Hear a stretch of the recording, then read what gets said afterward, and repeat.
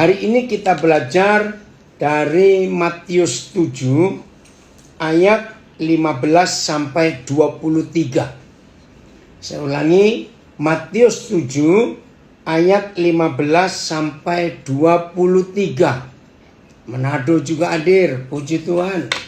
Ya, dari Belanda juga hadir. Oke. Nah, judulnya hal pengajaran yang sesat.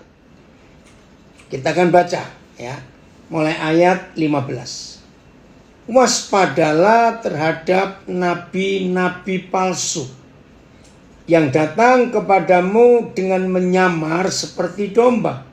Tetapi sesungguhnya mereka adalah serigala yang buas. Saudara, yang berkata ini adalah Tuhan Yesus, bukan siapa-siapa.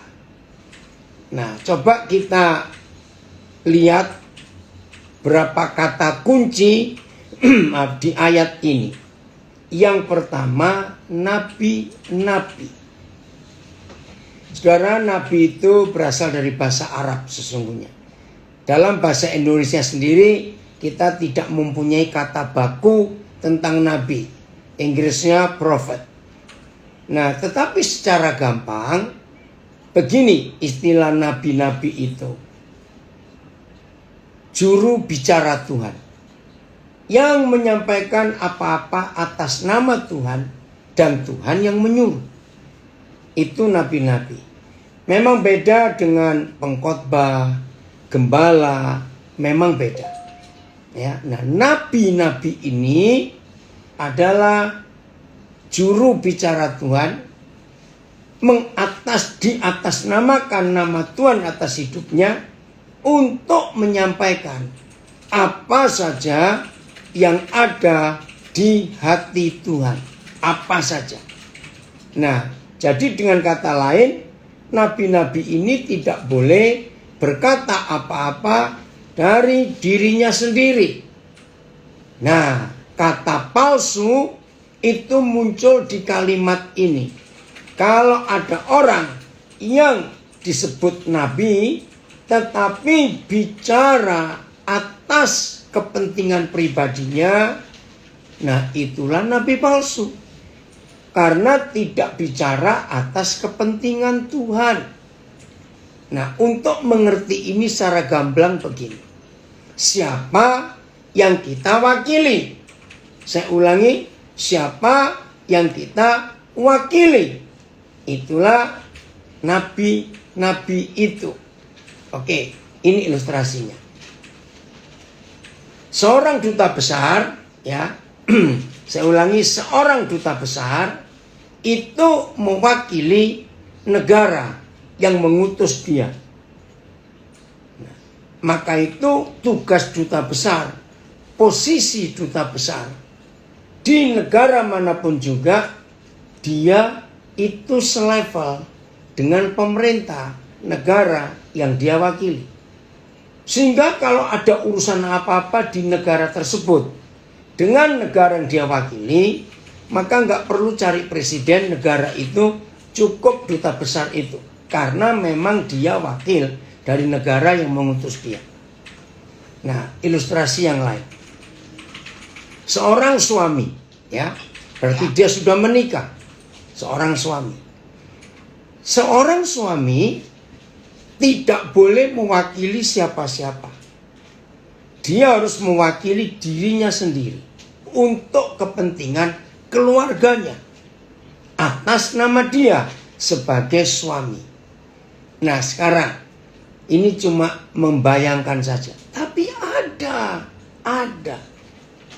Apa yang terjadi pada seorang suami dalam semua urusan rumah tangga, keluarga, istri, anak-anak.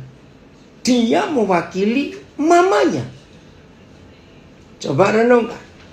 Kira-kira suami yang seperti ini akan membuat istrinya mengalami apa?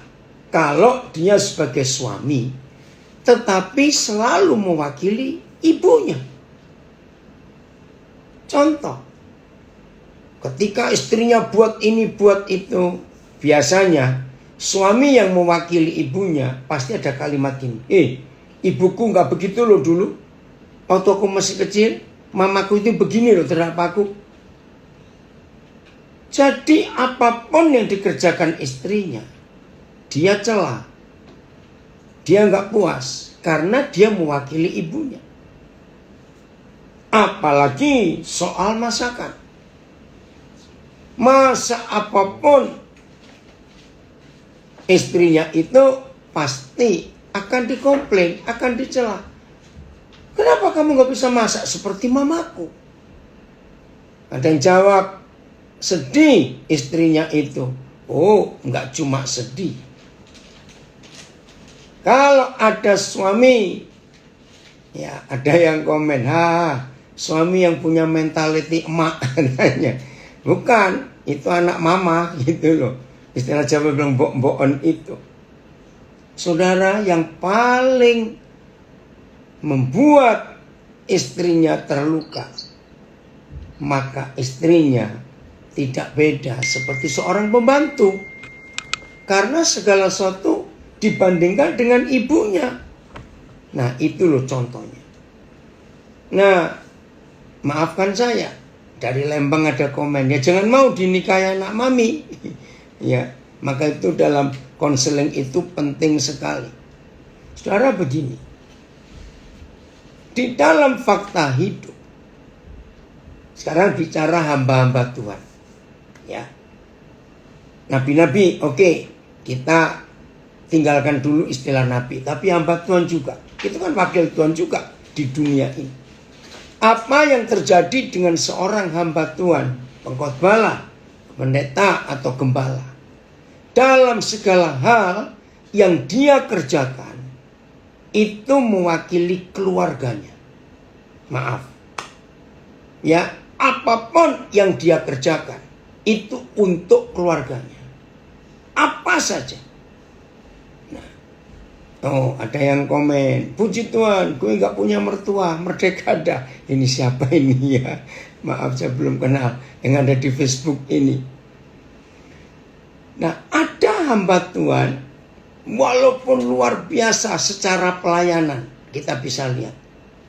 Tapi, kalau yang dia kerjakan, baik untuk Tuhan katanya, atas nama Tuhan, tapi dia mewakili keluarganya.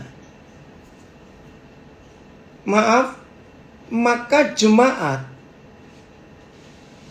dalam tanda kutip, maafkan saya, jemaat akan jadi sapi perah untuk mencukupi kebutuhan keluarganya. Enggak salah. Ya, tidak salah jemaat memikirkan kehidupan keluarga hamba Tuhannya. Enggak salah. Dan itu memang keharusan. Tapi yang kita pelajari, siapa yang dia wakili. Ini penting sekali. Jadi dikit-dikit hamba Tuhan ini, ya keluargaku nomor satu dong. Keluargaku. Kebutuhan anakku bagaimana? Tidak sedikit, ya, tidak sedikit. Ada istri-istri gembala yang lebih dominan daripada suaminya. Sehingga di dalam pelayanan gereja itu atau kelompok itu kelihatan. Istri ini lebih menonjol. Dan ketika ada hal-hal yang tidak cocok, maaf, apa yang dikerjakan istri gembala terhadap jemaatnya, lalu suaminya diberitahu. Nah, karena suami ini mewakili keluarganya, maaf, maka dengan sendirinya suami akan bela istrinya daripada orang-orang yang mereka layani. Jadi gak fair, gak adil. Oke lah, ini bukan pembahasan yang utama, cuma menjadi contoh ilustrasi nabi-nabi palsu itu mewakili siapa. Ada hamba Tuhan, ada nabi-nabi Tuhan, mewakili denominasinya, mewakili organisasinya. Oh, ada yang komen juga di Facebook. Sudah ketemu hamba Tuhan yang mewakili keluarganya, jemaatnya jadi bubar. Pasti. Nah, ada hamba Tuhan, nabi-nabi yang mewakili denominasinya, mewakili nama gerejanya. Maka dalam semua aktivitas pelayanan yang dikerjakan, maka suara dari organisasinya, dari kantor sinodenya, itu yang disampaikan. Sehingga nggak murni dari Tuhan.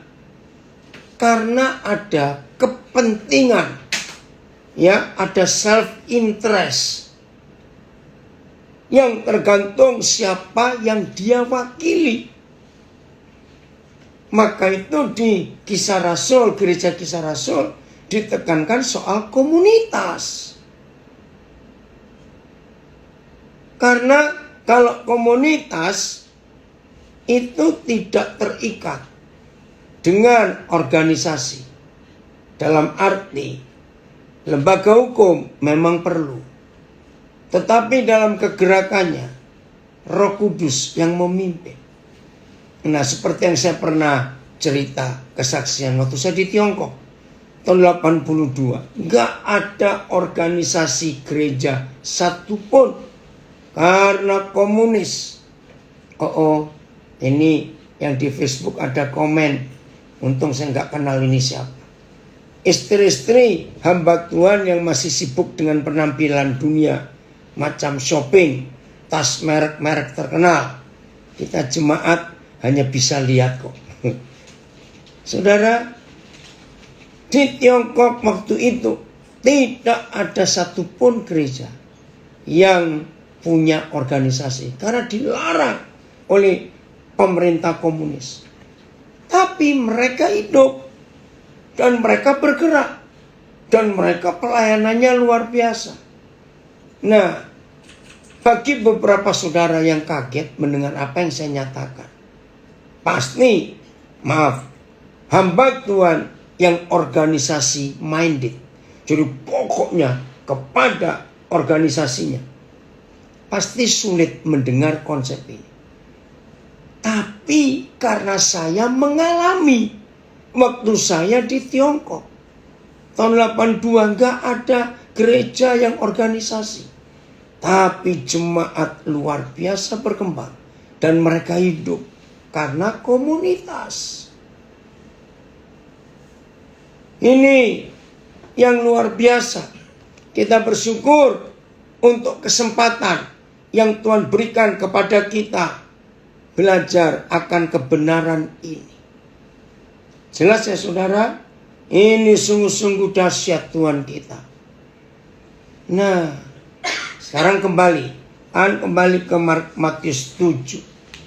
Nabi-nabi palsu. Ya. Waspadalah terhadap nabi-nabi palsu yang datang kepadamu dengan menyamar. Nah, kata menyamar ini yang kita harus perhatikan. Jadi pura-pura, ya, pura-pura, nggak sungguh-sungguh. Oke, seperti domba. Padahal sesungguhnya mereka adalah serigala buas. Oke, kita bahas serigala dulu. Karena ini mengerikan sekali. Tuhan Yesus menggambarkan nabi-nabi palsu ini seperti serigala buas. Sudah serigala buas lagi. Karena kalau kita mendengar kata serigala, ya memang mereka buas. Serigala ini yang kita akan perhatikan. Saudara, waktu saya walaupun bukan teliti ya, meneliti, cuma membaca, serigala itu haus darah. Ya. Saudara, serigala itu bukan binatang buas, tapi binatang sadis. Loh, apa bedanya buas dengan sadis. Aduh, ngeri sekali. Ya, yang ngomong Tuhan Yesus ini. Kenapa gambarannya serigala, nabi-nabi palsu itu? Binatang buas itu singa, harimau, buaya, itu binatang buas. Lalu sadis itu bagaimana? Nah, beda lagi. Sadis itu serigala. Bedanya di sini. Binatang buas kalau dapat mangsa, langsung yang diterkam leher mereka. Lihat, harimau, singa, ya, buaya kalau dapat mangsa, yang dituju leher mereka. Langsung mati karena kena lehernya. Tapi kalau serigala tidak. Begitu mereka dapat mangsa, nggak langsung dibunuh atau dimatikan. Tidak. Serigala itu menyiksa mangsanya supaya nggak cepat mati. Nah, ini loh sadisnya. Maka bagi serigala makin menderita dan kesakitan mangsanya, mereka itu makin puas menikmati. Nah, ini sadisnya. Ini yang saya renungkan.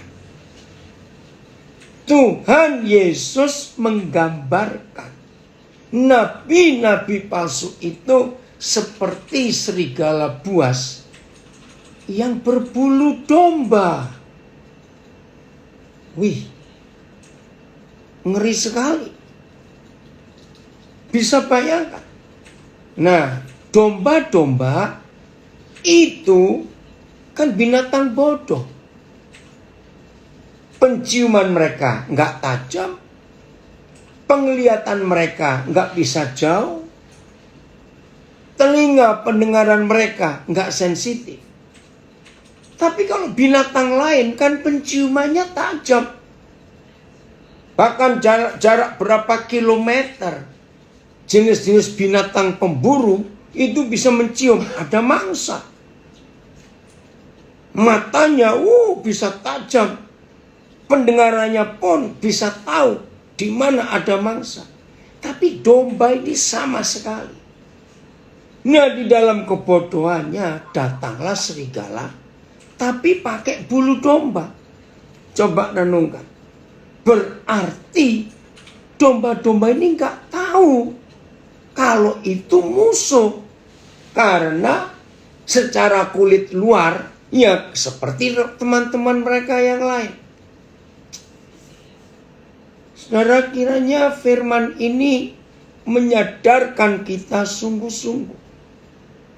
Nabi-nabi palsu. Betul. Dari Manado, Zenta. Ngeri sekali kalau lihat serigala makan atau mencapik-capik mangsa yang lemah. Betul. Amos, Bapak senang kamu bisa ikut dengar dari Nabire. Luar biasa. Nah, gembala-gembala bisa juga jadi gembala palsu, hamba Tuhan palsu, nabi palsu. Bisa. Oke.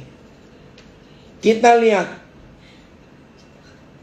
Yeskiel 34. Oh, di Instagram ada komen drama Queen Isabel. Wih, ngeri sekali itu. Ya, Yeskiel pasal 34. Coba ya kita lihat Yeskiel pasal 34. Ayat yang pertama. Yeskiel 34 mulai ayat yang pertama. Oke. Yahweh, gembala Israel yang baik, melawan gembala-gembala yang jahat. Nabi-nabi palsu, pengajaran sesat itu. Lalu datanglah firman Yahweh kepadaku. Hai anak manusia, bernubuatlah melawan gembala-gembala Israel. Bernubuatlah dan katakanlah kepada mereka, kepada gembala-gembala itu, beginilah firman Yahweh Tuhan. Celakalah gembala-gembala Israel yang mengembalakan dirinya sendiri. Bukankah domba-domba yang seharusnya digembalakan oleh gembala-gembala itu. Saya ingin semua kita yang menyebut diri hamba Tuhan, nabi Tuhan, gembala, rekan sekerja Tuhan, renungkan Yeskiel 34 ini. Supaya kita tidak disebut, dicap sebagai nabi palsu, hamba Tuhan palsu, gembala palsu. Yang seharusnya mereka itu menggembalakan domba-domba, bukan mengembalakan diri sendiri. Ngeri sekali. Maaf. Supaya lebih cepat tahu. Salah satu ciri utama pengajaran sesat yang disampaikan oleh hamba-hamba Tuhan palsu, nabi-nabi palsu, gembala-gembala palsu adalah kalau hamba-hamba Tuhan, gembala-gembala itu, nabi-nabi itu lebih ngurusin persembahan daripada hidup jemaatnya. Maaf saya berkata. Ingat Balak, ya, ingat Bileam. Nah itu nabi palsu, karena Bileam itu nabi yang dibayar oleh Balak. Jadi nubuatannya diatur, ngomong begini, ngomong begitu, dan dibayar. Itu kisah di kitab Bilangan. Nah itu salah satu ciri utama gembala palsu, nabi palsu, hamba Tuhan palsu. Apalagi di masa pandemik seperti ini, saudara. Ada hamba Tuhan yang khusus rutin nelpon jemaat. Jangan lupa untuk memberi persembahan dan perpuluhan. Ngeri sekali. Ayat 3. Kamu menikmati susunya. Dari bulunya kamu buat pakaian. Yang gemuk kamu sembelih. Tetapi domba-domba itu sendiri tidak kamu gembalakan. Jelas sekali. Yang diurusnya cuma susunya, woolnya. Tapi hidup domba enggak diperhatikan. Yang lemah tidak kamu kuatkan. Yang sakit tidak kamu obati. Yang luka tidak kamu balut. Yang tersesat tidak kamu bawa pulang. Yang hilang tidak kamu cari. Melainkan kamu injak-injak mereka dengan kekerasan dan kekejaman, sadis enggak? Dan ini ada di dalam gereja. Ada komen di Facebook, banyak gembala berkata sebagai hamba Tuhan, tetapi hamba uang yang selalu khotbah tentang uang. Saya tidak kenal siapa ini. Tapi itu betul. Saya baca lagi ayat 3. Yang lemah ayat 4. Yang lemah tidak kamu kuatkan. Yang sakit tidak kamu obati. Yang luka tidak kamu balut. Yang tersesat tidak kamu bawa pulang. Yang hilang tidak kamu cari. Melainkan kamu injak-injak mereka dengan kekerasan dan kekejaman. Dengan demikian, domba-domba itu berserak, terpencar oleh karena gembala tidak ada. Dan mereka menjadi makanan segala binatang di hutan. Domba-dombaku berserak dan tersesat di semua gunung dan di semua bukit yang tinggi. Ya, di seluruh tanah itu domba-dombaku berserak, tanpa seorang pun yang memperhatikan atau mencarinya. Oleh sebab itu, hai gembala-gembala, dengarlah firman Yahweh. Ketika nabi-nabi palsu sibuk tidak bicara atas nama Tuhan, ketika hamba-hamba Tuhan palsu, gembala-gembala palsu, tidak sibuk mendengarkan suara Tuhan, firman-Nya, saudara, disitulah si jahat itu masuk. Oleh sebab itu, ayat 7 saya ulangi lagi. Hai gembala-gembala, dengarlah firman Yahweh. Demi aku yang hidup, demikianlah firman Yahweh Tuhan. Sesungguhnya oleh karena domba-dombaku menjadi mangsa dan menjadi makanan bagi segala binatang di hutan, lantaran yang mengembalakannya tidak ada. Oleh sebab gembala-gembalaku tidak memperhatikan domba-dombaku. Wih, ngeri ini. Melainkan mereka itu menggembalakan dirinya sendiri. Tetapi domba-dombaku tidak digembalakannya. Ada komen lagi di Facebook. Gembala-gembala seperti itu yang ada sekarang. Domba yang bulunya tebal. Artinya dalam tanda kurung dia nulis uangnya tebal. Itu yang dirawat, yang diperhatikan. Saudara, ngeri sekali. Ya. Melainkan mereka, para gembala itu, menggembalakan dirinya sendiri. Tetapi domba-dombaku tidak digembalakannya. Ada lagi yang komen. Hamba Tuhan yang suka kirim-kirim proposal minta dana buat pelayanannya sekian puluh juta.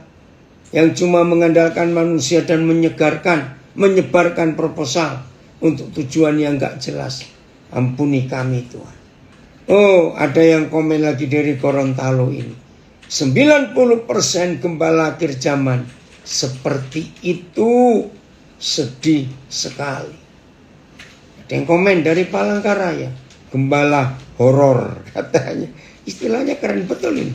Gembala horor. Ada hamba Tuhan banyak berkata kasihan. Cuma berkata kasihan. Tapi tidak menolong. Ayat yang ke-10. Beginilah firman Yahweh Tuhan. Aduh. Oh, kembali ayat 9 diulangi lagi. Seperti ayat 7. Maaf. Oleh karena itu, hai gembala-gembala, dengarlah firman Yahweh. Ayat 7 sama. Oleh sebab itu, hai gembala-gembala, dengarlah firman Yahweh. Kenapa diulangi ini? Ada gembala memikirkan dombanya menjauh. Sebab dombanya kurus, ada air, susu, dan daging. Lalu bagaimana pertanggungjawabnya pada Tuhan? Nah, ini dia. Nanti kita akan baca hukumannya. Pendeta banyak, gembala-gembala berkata, jangan makan uang Tuhan kalau orang tidak membuat perpuluhan. Jadi saya berpikir, kapan Tuhan memiliki uang dan kapan? Ya, ngeri sekali. Ayat 10. Beginilah firman Yahweh Tuhan. Aku sendiri, dia sendiri akan menjadi lawan gembala-gembala itu. Dan aku akan menuntut kembali domba-dombaku dari mereka. Dan akan memberhentikan mereka menggembalakan domba-dombaku. Wih, berarti dipecat oleh Tuhan. Nabi-nabi palsu itu dipecat. Karena akan diberhentikan oleh yang memanggilnya. Gembala-gembala itu tidak akan terus lagi menggembalakan dirinya sendiri. Aku akan melepaskan domba-dombaku. Terima kasih Tuhan. Dari mulut mereka. Sehingga tidak terus lagi menjadi domba-domba menjadi makanan para gembala.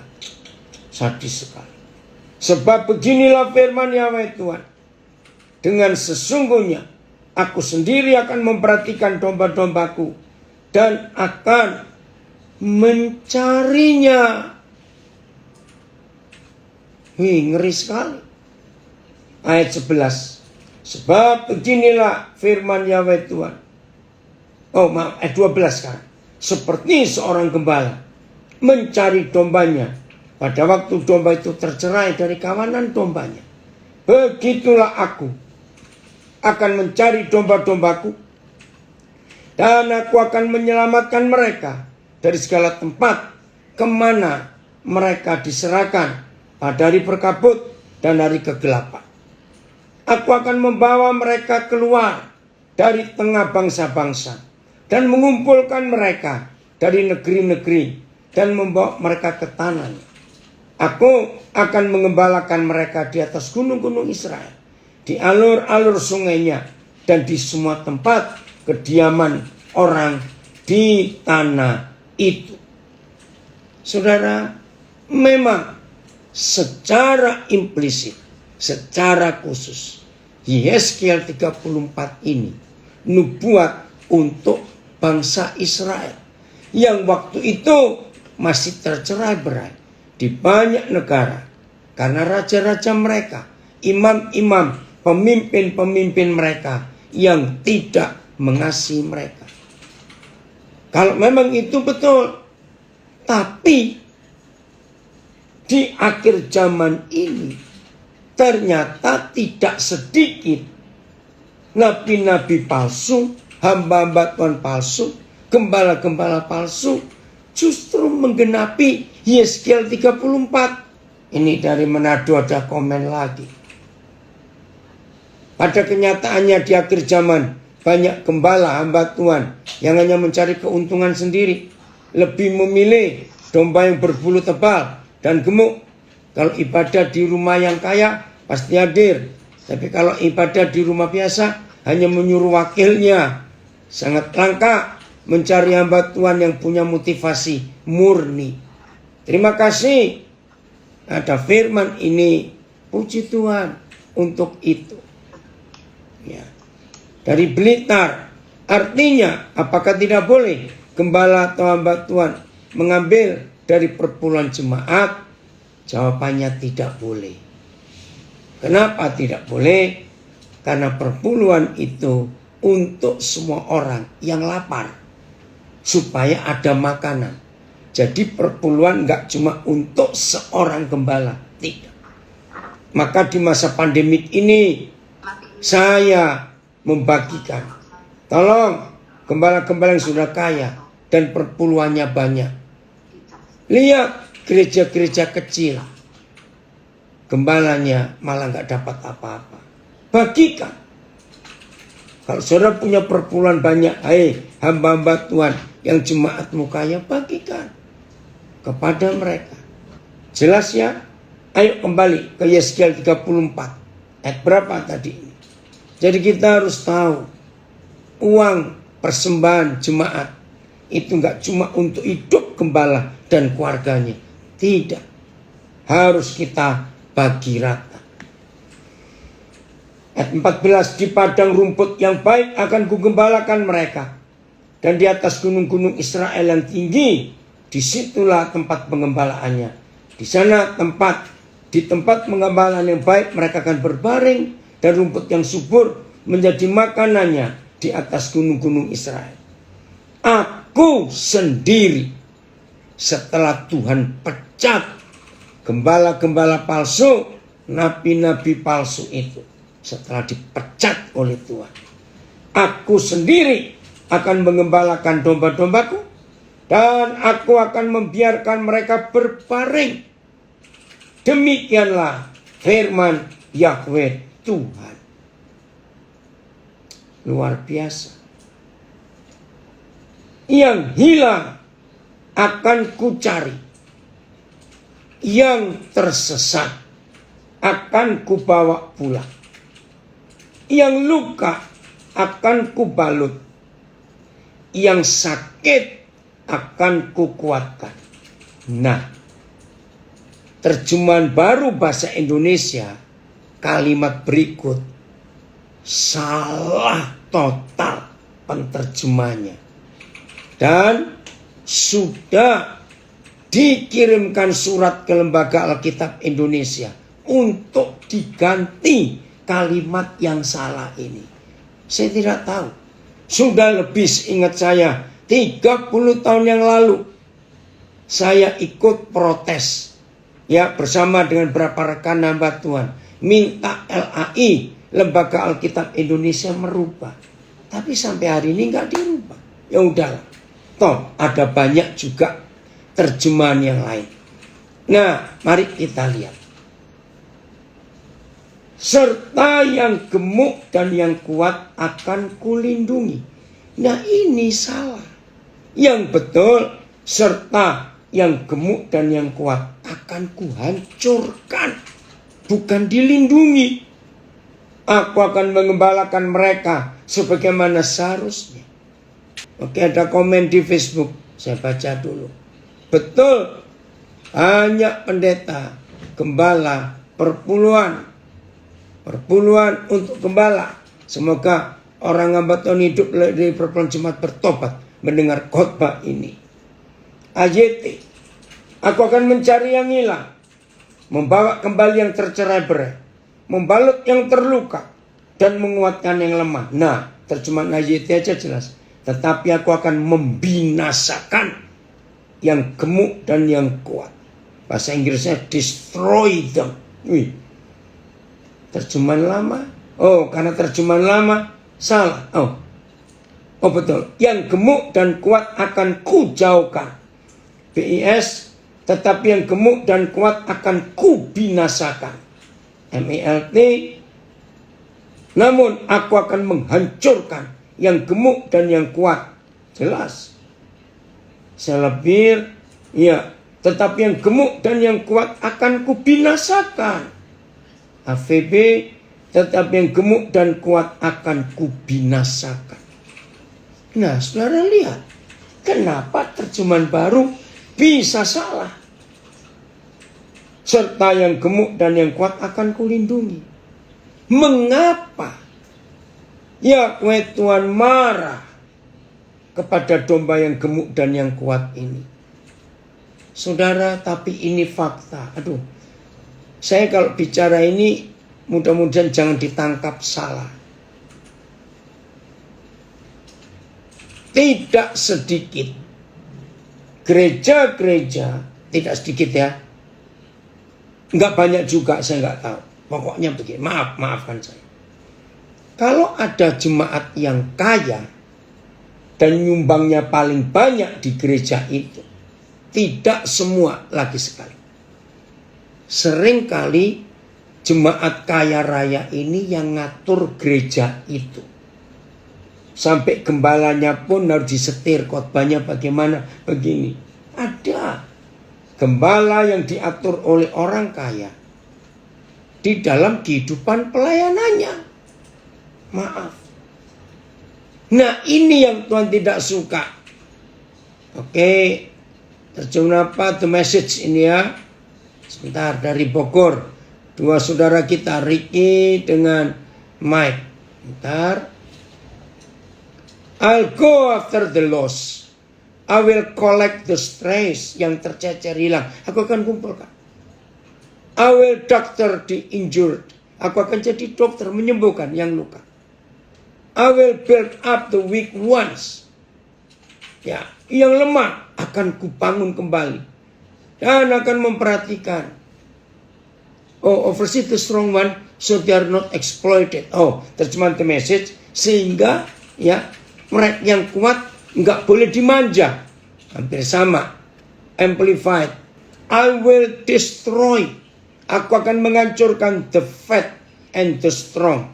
Aku akan menghancurkan yang gemuk dan yang kuat. Who have become hard-hearted. Yang menjadikan rekan domba-domba lain sakit hati. Wih, ngeri sekali. I will destroy. Saudara, dan ini kesalahannya. Oke, ada komen di Zoom. Coba saya baca. Yang paling konyol adalah gembala memberi pelayanan mimbar kepada orang-orang kaya, meskipun orang kaya tersebut belum mengerti akan firman Tuhan. Menyedihkan sekali. Nah, lanjut ayat 17. Mengapa yang gemuk dan yang kuat itu harus ya destroy, dibinasakan? Wih, ngeri sekali. Karena begini. Dan hai kamu domba-dombaku, beginilah firman Yahweh Tuhan. Sungguh, aku akan menjadi hakim di antara domba dengan domba, dan di antara domba jantan dan kambing jantan. Apakah belum cukup bagimu bahwa kamu menghabiskan padang rumput yang terbaik? Mesti pulakah kamu injak-injak padang rumput yang lain-lain dengan kakimu? Belum cukup bahwa kamu minum air yang jernih? Mesti pulakah yang tinggal itu kamu kerukan dengan kakimu? Begini loh saudara. domba-domba yang gemuk, yang kuat itu, yang lemah, domba yang lemah, yang gak berdaya, yang sakit-sakitan, dipinggirkan semua. Setelah yang gemuk, yang kuat itu bisa makan rumput yang bagus-bagus, lalu dapat air yang jernih. Belum mereka keluar dari air itu istilah diopok-opok, diinjak-injak kaki mereka sampai keruh. Sehingga domba-domba yang sakit, yang lemah, gak berdaya, gak bisa minum dan gak bisa makan. Sadis gak ini? Domba-domba seperti ini. Itu ayat 18. Ayat 19. Apakah domba-dombaku seharusnya memakan rumput yang sudah diinjak-injak kakimu dan meminum air yang sudah dikeruhkan kakimu? Oleh sebab itu beginilah firman Yahweh Tuhan terhadap mereka yang kuat dan yang gemuk tadi, yang kaya dan yang mampu tadi, maaf.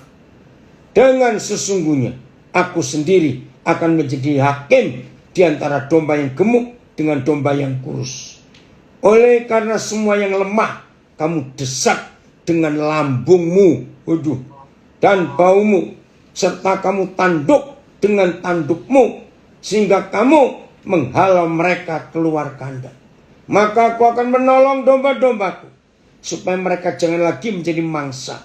Dan aku akan menjadi hakim di antara domba dengan domba. Luar biasa ini. Saya akan baca komen di Facebook. Gembala yang nagih perpuluhan, apalagi slip perpuluhannya diminta setor ke dia. Wih, sadis sekali. Itulah gembala palsu. Seperti serigala yang buas. Waspadalah. Betul. Saya pernah dengar, saudara. Ada gembala minta bukti transfer persepuluhannya. Saya bilang, kok bisa? Ternyata ada memang. Ampuni Tuhan. Ada yang komen lagi. Orang kaya yang belum bertobat sungguh-sungguh itu hambanya. Orang kaya sekalipun dia rutin membantu atau memberikan perpuluhan yang banyak, menyumbang gereja, rumah Tuhan, tidak berarti dia bisa seenak utelnya mengatur tata cara ibadah yang dilakukan oleh hamba Tuhan yang sudah dipilih dan dipercayakan. Betul, mengerikan sekali. Umumnya apa tadi ini? Yang kaya selalu disayang-sayang. Wih, saudara, ngeri sekali. Mari semua kita hamba-hamba Tuhan sadar akan Yeskiel 34. Ayat yang berikut. Jadi ciri-cirinya kelihatan sekali, saudara. Ciri-cirinya sangat jelas. Ini ada yang kirim bahasa Jawa. Yeskiel 34 ayat 16. Wedhus sing ilang bakal tak goleki, sing kesasar bakal tak uleake, sing tatu luka ya bakal tak belebet dibalut, sing loro bakal dak tambani disembuhkan. Nanging sing lemu lan sing roso, yang gemuk dan yang kuat bakal dak sirnakake, akan dimusnahkan. Wih, ngeri sekali bahasa Jawa. Oke, Matius pasal 7. Oh, ada komen. Sebagai domba, kami hanya bisa mendoakan agar hamba Tuhan seperti ini bisa dipulihkan. Amin. Setuju. Ayat yang ke-16, Matius 7. Dari buahnya lah kamu akan mengenal mereka. Ini supaya enggak terkena pengajaran sesat, ya. Dari buahnya lah kamu akan mengenal mereka. Dapatkah orang memetik buah anggur dari semak duri atau buah ara dari rumput duri? Demikianlah setiap pohon yang baik menghasilkan buah yang baik, sedang pohon yang tidak baik menghasilkan buah yang tidak baik. Tidak mungkin pohon yang baik itu menghasilkan buah yang tidak baik, ataupun pohon yang tidak baik itu menghasilkan buah yang baik. Dan setiap pohon yang tidak menghasilkan buah yang baik pasti ditebang dan dibuang ke dalam api. Terima kasih kepada yang komen di Facebook tadi. Saya nggak kenal siapa. Mendoakan hamba-hamba Tuhan. Betul.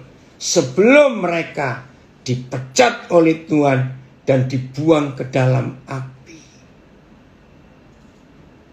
Ada komen dari Sydney. Selama masih memberi benefit dan bermanfaat, akan selalu didekati oleh gembala. Waduh, menyedihkan sekali. Oke. Nah, saudara, dari buahnya kita akan mengerti. Ya, ada komen dari Nabiri ini. Banyak hamba Tuhan yang tunduk kepada Tuhan, bukan kepada Tuhan. Ya, kita tahu ya, yang dimaksud Tuhan, ya yang banyak duitnya. Begitu. Oh, ada yang komen lagi. Biar saja dipecat oleh Tuhan. Ya udah, kalau memang nggak mau bertobat, ya biar Tuhan yang pecat sendiri. Karena meras susu domba, ambil bulunya, tapi hidupnya nggak diperhatikan. Menyedihkan sekali. Jadi saudara, di dalam hidup kita ini penting sekali mendengar suara Tuhan. Maka itu dari Yeskiel 34 dan dari Matius 7 ayat 15 sampai yang ke-19 tadi kita sudah baca. Hamba Tuhan harus mendengar Tuhan berfirman apa. Wih, ini luar biasa. Ada perpuluhan setiap bulan. Semuanya buat hamba Tuhan. Plus persembahannya. Mantap ya. Ngeri. Ayo mulai hari ini. Baik kita jemaat Tuhan. Setelah mendengar firman ini. Biarlah kita tahu. Siapa yang mimpin kita. Dan bagi kami. Hamba-hamba Tuhan. Mari kita periksa diri.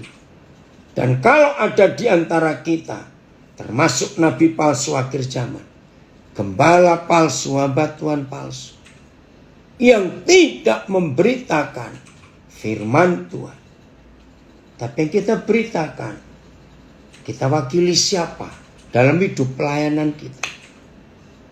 Sebagai hamba-hamba Tuhan, supaya kita tidak mengajarkan pengajaran sesat, mari kita bawa semuanya ke arah Kristus. Sebelum kita selesaikan Matius 7, mari kita buka Efesus pasal 4. Efesus pasal yang keempat, ayat 13. Sampai kita semua telah mencapai kesatuan iman dan pengetahuan yang benar tentang anak Tuhan. Kedewasaan penuh dan tingkat pertumbuhan yang sesuai dengan kepenuhan Kristus. Perhatikan 3 hal ini. Ya, perhatikan. 1, mencapai kesatuan iman. 2, pengetahuan yang benar. 3, kedewasaan penuh. Nah, kalau 3 hal ini mencapai kesatuan iman, pengetahuan yang benar tentang anak Tuhan, dan kita mencapai kedewasaan penuh. Kalau 3 hal ini sudah tercapai, maka hasilnya saudara dan saya akan ada pada tingkat pertumbuhan yang sesuai dengan kepenuhan Kristus. Saya ulangi, tujuan akhir dari hasil pengajaran yang benar itu lawan dari pengajaran yang sesat. Maka kita semua sampai ke tingkat pertumbuhan yang sesuai dengan kepenuhan Kristus. Nah, tolong ya, kita hamba-hamba Tuhan yang mengajar, ukurannya di mata Tuhan, kita mengajar yang benar atau mengajar yang sesat. Ini salah satu tolok ukurnya. Saudara-saudara, domba-domba yang Tuhan titipkan, tanda kutip, yang Tuhan percayakan kepada kita untuk kita rawat, untuk kita jaga, untuk kita beri makan. Tolok ukurnya, kalau mereka sudah bisa mencapai tingkat pertumbuhan yang sesuai dengan kepenuhan Kristus. Sampai di situ. Nah, ini yang Tuhan akan nilai. Buah yang tadi Matius 7 dikatakan, dari buahnya kamu akan mengenal pohonnya. Nah, pohonnya adalah kita, hamba-hamba Tuhan ini. Buahnya adalah jemaat, domba-domba yang Tuhan percayakan kepada kita. Bagaimana cara kita mengajar? Apa yang kita sampaikan kepada jemaat? Apakah mereka sudah sampai kepada tingkat kedewasaan, pertumbuhan yang benar? Ayat 14-an, Efesus 4. Sehingga kita bukan lagi anak-anak yang diombang-ambingkan oleh rupa-rupa angin pengajaran, oleh permainan palsu manusia dalam kelicikan mereka yang menyesatkan. Ukuran yang berikut, domba-domba atau jemaat yang Tuhan percayakan kepada kita.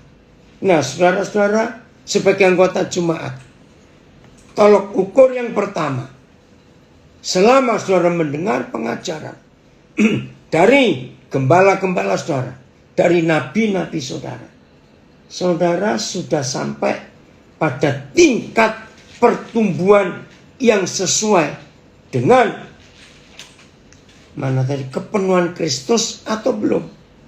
Yang kedua, ayat 14. Apakah saudara bukan lagi anak-anak, tapi sudah mulai dewasa? Maka itu kalimat terakhir yang 14, saudara nggak akan bisa disesatkan. Karena bukan lagi anak-anak. Nggak bisa diombang-ambingkan oleh rupa-rupa angin pengajaran, oleh permainan palsu manusia dalam kelicikan. Wih, ngeri sekali. Jadi tolok ukurnya ada. Bagaimana pertumbuhan iman kita di dalam jemaat atau komunitas atau gereja di mana kita belajar firman. Sudah ke arah Kristus atau belum? Ayat 15. Tetapi dengan teguh berpegang kepada kebenaran di dalam kasih. Tolok ukur yang ketiga, kita bertumbuh di dalam segala hal ke arah Dia, Kristus yang adalah kepala. Terjemahan versi membaca dengan mudah, ayat 15-nya, ayat 14-nya. Jadi kita tidak lagi seperti anak-anak yang diombang-ambingkan ombak ke sana kemari. Kita tidak mudah terpengaruh oleh ajaran baru yang kita dengar dari orang yang mencoba untuk membohongi kita. Mereka membuat rencana dan mencoba dengan berbagai cara membujuk orang agar mengikuti jalan yang salah. Ngeri sekali.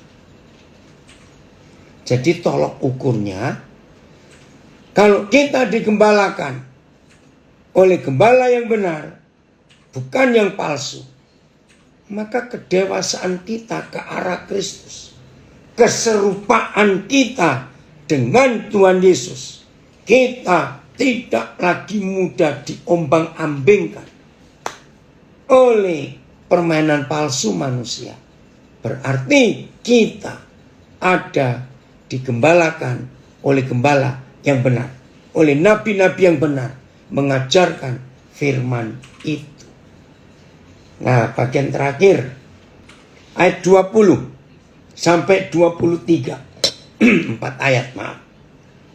Jadi diulangi lagi, dari buahnya kita mengenal mereka. Bukan setiap orang. Nah, ini dia yang berseru kepadaku, Tuhan, Tuhan, yang akan masuk dalam kerajaan surga. Bukan. Melainkan dia yang melakukan kehendak Bapakku yang di surga. Nah, dari tadi ayat 15, Matius 7, Yesaya 34, selalu ada kalimat, dengarkan firman. Firman Tuhan, dengarkan. Nah, ini ayat 21. Saudara dan saya akan tahu apa kehendak Tuhan. Saya ulangi, kita akan tahu apa kehendak Tuhan kalau kita suka firman-Nya, mencintai firman-Nya. Maka itu kita tahu apa kehendak-Nya, karena firman datang kepada kita. Ayat 22. Pada hari terakhir banyak orang akan berseru kepadaku, Tuhan, Tuhan, bukankah kami bernubuat demi namamu dan mengusir setan demi namamu dan mengadakan banyak mujizat demi namamu juga? Wih, kalau kita lihat ini hebat sekali. Maksudnya begini, baik kita hamba-hamba Tuhan, kami ya hamba-hamba Tuhan, hati-hati. Pelayanan kita yang hebat belum tentu itu berkenan kepada Tuhan. Loh, kok bisa? Ya karena Tuhan Yesus yang bicara. Coba kita sebagai hamba Tuhan, bagaimana gak hebat ini bernubuat demi nama Tuhan, ngusir setan demi nama Tuhan, buat mujizat demi nama Tuhan. Coba bayangkan, sehebat ini. Tapi ayat 23 menakutkan. Pada waktu itulah. Nah, waktu itulah kita harus tahu, bukan akhir zaman. Pada waktu hamba-hamba Tuhan tapi palsu ini masih bernubuat demi nama Tuhan, masih ngusir setan demi nama Tuhan, masih buat mujizat demi nama Tuhan. Pada waktu itu, jadi masih aktif melayani. Aku akan berterus terang kepada mereka dan berkata, aku tidak pernah mengenal kamu. Enyalah daripadaku, kamu sekalian pembuat kejahatan. Wih, ini menakutkan sekali. Saudara, ini sungguh-sungguh luar biasa. Ngeri. Nggak kenal dan diusir. Enyah. Bukan pergi loh. Apa bedanya pergi? Ngusir orang dengan kata pergi. Dan ngusir orang dengan kata enyalah. Beda, maaf. Kalau enyalah itu seperti orang ngusir anjing, maaf. Kalau pergi, ya udah. Pada waktu ada hamba-hamba Tuhan masih aktif melayani, ternyata mereka nggak dikenal oleh Tuhan, nggak dikenal. Nah, yang menarik kata aku akan berterus terang. Berarti Tuhan sudah lama tahu. Cuma nggak mau terus terang, dibiarin saja. Wih, ngeri sekali. Sampai pada waktunya aku akan berterus terang kepadamu. Kalau saya, lebih baik sekarang Tuhan berterus terang kepada saya. Jangan tunggu nanti. Celaka. Maka itu hamba-hamba Tuhan, mari kita periksa diri kita. Kalau kita betul-betul hamba Tuhan, melayani Tuhan, maka kita akan tahu apa yang diingini oleh Tuhan kita. Jadi pengajaran sesat, kita tahu arahnya dibawa kemana oleh yang mengajar kita. Roh Kudus menolong kita untuk mengerti. Mari kita hamba Tuhan hidup sungguh-sungguh ya dengan mentaati hukum Tuhan ini. Tolong kami Roh Kudus untuk tetap berkenan kepada Tuhan. Tuhan memberkati kita semuanya. Dan mari kita saling menolong. Kalau ada di antara kita sedang kena pengajaran sesat, kita jadi berkat untuk menyelamatkan mereka. Roh Kudus pasti menolong kita. Tuhan Yesus memberkati kita semua.